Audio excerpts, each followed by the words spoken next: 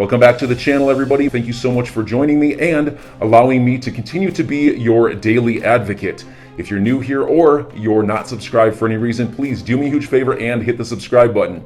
Thank you to all of you who have been watching and following me for so long. It truly means a lot, and I'm glad that I can be this person. This is something I just saw. It's still developing. I'm still gathering information on it, and we're going to have to look more at this, but this is something that I believe could be an issue. I think it could be easily fixed, but I think it's going to take some thought. I think we're going to need some different lawyers to come together here. Let me explain to you guys. So it looks like the library case will be concluding before the Ripple case. Now, this is pretty interesting because the library case actually started a couple months after the Ripple case, but there's been almost no delays in the library case, while there has been delays in the Ripple case. So this is causing, or looks like it's going to cause, the library case to actually end before the Ripple case. So you might be thinking, why does this really matter? And I kind of saw this bouncing around on Twitter. I thought it was kind of interesting, but Fred tweeted out, the library case going first is not good for the Ripple SEC case. I believe Judge Torres won't auto-follow any of the rulings from the New Hampshire court, as rulings are persuasive and not binding, but concerned with the judge in the New Hampshire case and feeling a bad result is brewing. Really hoping I'm wrong and nothing has already happened. SEC Gov is willing to file supplement authorities whenever the library case gets a victory. So what Fred is pointing out here is he thinks what might happen is the SEC might be essentially trying to fast track the library case to use rulings in that jurisdiction that might be more favorable and then go back and apply them to the Ripple case. This is kind of what I thought when I first read the library case was going to be ending first.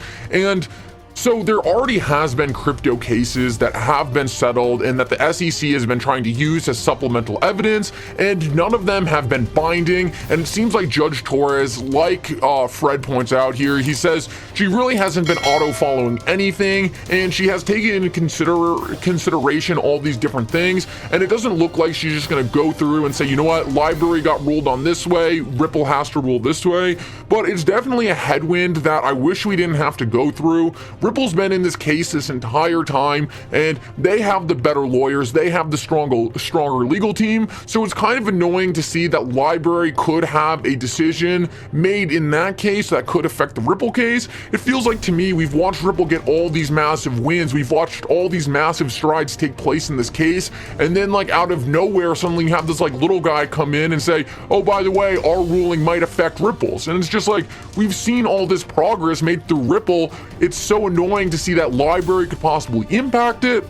Now, it's important to realize that this is just developing. I don't even know if the library case will finish first. And like Fred says, if library could actually have a good result that could impact the Ripple case in a good way. It's just that Ripple has the better legal team. They have more experience. They have more money going into the legal team. So I would just personally, I've been following the Ripple case. So I want the Ripple case to just play out how it is. Ripple's doing so well, they're killing the SEC. It's just like an added risk for me, even if it could end up being a good thing. For me, it's more negative than it is positive. Now, one thing we have to take into consideration here, one, that Judge Torres probably won't auto-follow anything happening, so even if it is bad for library, there's a possibility this has no impact. Like I said, I wanted to bring it to your guys' attention. I feel like we're always talking about bullish stuff on this case, and this is really the first thing that I have seen as not that bullish for Ripple. And that's a good thing too. We have to understand that. There hasn't been a lot of bad rulings for Ripple in the entire Ripple SEC case. This is the first, I think, negative ruling, and it doesn't even have to do with the Ripple SEC case. So maybe even that can be seen as a positive, but clearly I would have much rather seen the Ripple case end before the library case.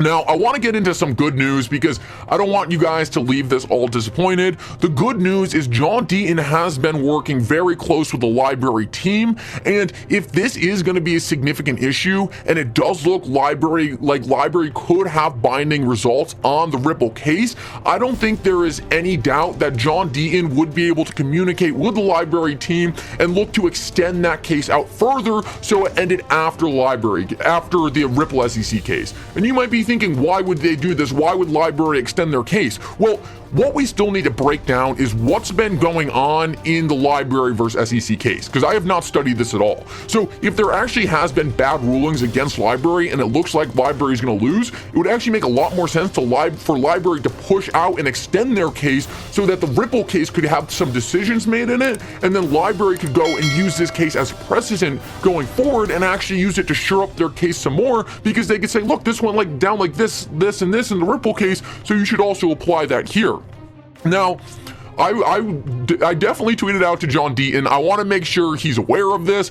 I have full confidence that the Ripple legal team is also aware of this. I think the Ripple legal team and LBRY team, in no doubt, has been working together behind the scenes. So who knows? Maybe this all could have already been accounted for. Like I said, I wanted to bring it to your guys' attention because we always are talking about the most bullish things happening in this case, and it's only fair for me to guys to also be bringing this to you. And yeah, I think it's important to analyze this. So let's keep moving though. And this is another lawyer. Bill says, I share the concern that Fred had. I believe the SEC has wanted to delay the Ripple case, partly with this in mind, to obtain an adverse ruling against LBRY and use it against Ripple. It may explain why the SEC did not apply to set aside LBRY's fair notice defense or sue its executives. So he's trying to look at some different rulings here and try to apply the LBRY rulings or the LBRY charges to the Ripple charges. Maybe the SEC strategically went after LBRY to try to get some different results that they could then apply to the Ripple case. At the end of the day, I kind of want to give you my final thoughts here. And don't worry, we're going to be following up on this. We're going to be paying very close attention to this.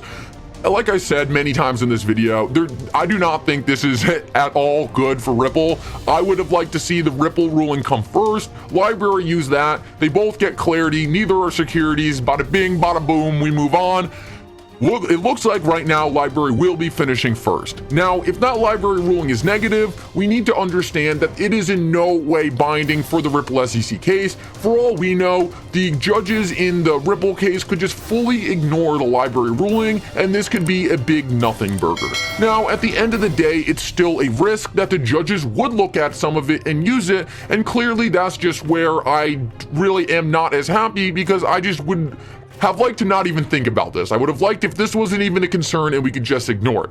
Now, the good thing about all of this is there is no way I am the first person to be realizing this. I am sure the Ripple lawyers and the LBRY lawyers have talked about this and thought about this. So before any of you get too concerned, and I know this is annoying because whoever wants to see a setback, at the end of the day, we know Ripple's on the right side of the law. We know LBRY likely too is on the right side of the law. I don't know them that personally, but it seems like the SEC is a mafia thug organization who's trying to do anything they can to win right now.